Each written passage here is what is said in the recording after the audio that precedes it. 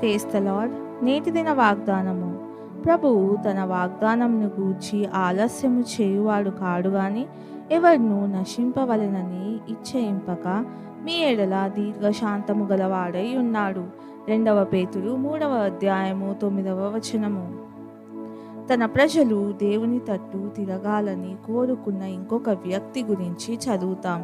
ఇశ్రాయేలీయులందరితో ప్రవక్త, యాజకుడు, న్యాయాధిపతి అయిన సమూయేలు వీడ్కోలు పలుకులలో, భయపడకుడి, మీరు ఈ కీడు చేసిన మాట నిజమే, అయినను యెహోవాను విసర్జింపకుండా ఆయనను అనుసరించుచు పూర్ణ హృదయంతో ఆయనను సేవించుడి అని చెప్పాడు.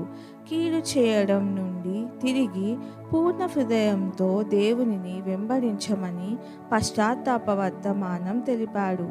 మనం అందరము పాపము చేసి ఆయన ప్రమాణాన్ని గురి తప్పుతాం.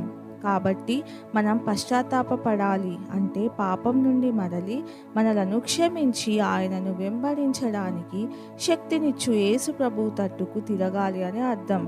మనం దేవుడు ఎలా పశ్చాత్తాప శక్తిని వాడి ఆయనను గణపరిచే వ్యక్తులుగా మార్చుతారో అని చెప్పే సమూయేలు మాటలను ఆలకిద్దాం.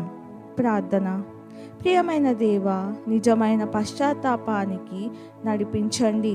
నా పాపాన్ని గుర్తించి సంపూర్ణ నమ్మకాన్ని రక్షించే యేసయ్య శక్తి మీద ఉండేలా సహాయం చేయండి. యేసయ్య నామంలో ప్రార్థిస్తున్నాను తండ్రి. ఆమెన్.